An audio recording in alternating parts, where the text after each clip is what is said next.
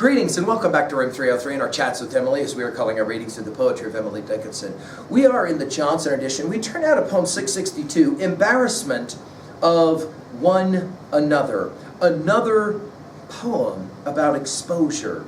Another reason for us, in fact, to think about our series being called Chats with Emily. And that is our assumption that you've been following our stuff at learnstrong.net down that left-hand side. Again, Chats with Emily, our playlist. I'm hopefully you worked through our set of introductory comments as well as the preceding 661 poems we just finished with 661, Could I But Write Indefinite. Now, here we've got a shy poet in Emily talking about a shy deity and making some kind of comparisons. If you will, there is much, Emily will argue, that God does not choose to disclose. I think standing behind this poem is her reading of Deuteronomy 29:29, the secret things belong unto God. Now, the great scholar Miller has said about Emily, and particularly this poem, the following: compression allows for protective ambiguity, conveys a sense of the speaker's withheld power, and implies a profundity beyond the obvious import of its message. For example, in Embarrassment of One Another and God, poem 662, the poem that we're about to work with, the poet states, "Allowed is nothing that is chief," quote unquote. The chief, and now Miller ends, elements of Dickinson's thought often lie in the spaces of unspoken meaning between the words she does say. Whether she intends to disguise her own power, to speak subversively, to express structurally her personal ethic of renunciation, to follow a tradition of poetry that speaks with archetypical, not personal intimacy, or any combination of these, Dickinson's extreme compression largely accounts for the multiplicity of meaning in her poems and for their provocative, riddling quality. No scholar has said it better than, I think, Miller specifically. Now, Emily, speaking in a poem in 1870, in a statement to Thomas Wentworth Higginson, said the following, quote, "Women talk, men are silent. That is why I dread women," end quote. Now, I think that line will make more sense once we take a look at 662. It's a short poem, but as we've said about so many of her short poems, poem 1063, ashes denote that fire was, and there's going to be some questions for us about what fire stands behind a poem like this. Embarrassment of One Another and God is revelation's limit.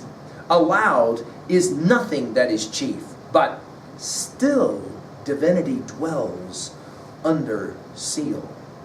Now again, her use of the word still we've already commented on in 95 of her poems. We'll comment on it in a moment. By the way, she only uses the word embarrassment one other time in 12:14. When we get there, we'll mention it.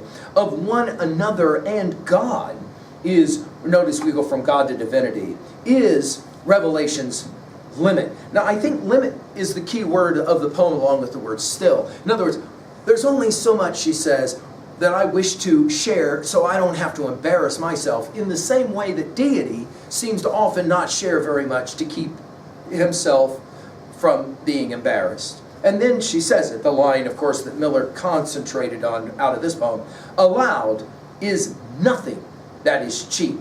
Now, in other words, what is said is not so important. It's what is unsaid that is of greater import. Notice she'll say it this way, but still, and notice the use of the comma. Emily doesn't use the comma very regularly, and so it's important when she finally gets around to using it. But still, comma, divinity dwells under seal. Now, of course, this word dwells takes us back to the previous poem 661, and dwell a little everywhere, takes us back to poem 657, I dwell in possibility. Notice here, the word still, again in 95 of her poems, suggests I think Emily understands the power of the word still, because it carries double meaning, doesn't it? I am still, meaning I'm not moving, but I can say I am still in this room, which seems to suggest some kind of duration. In other words, movement. So the word still is a compelling word, and we'll finish in a moment with what I think T.S. Eliot learned of her use of the word still.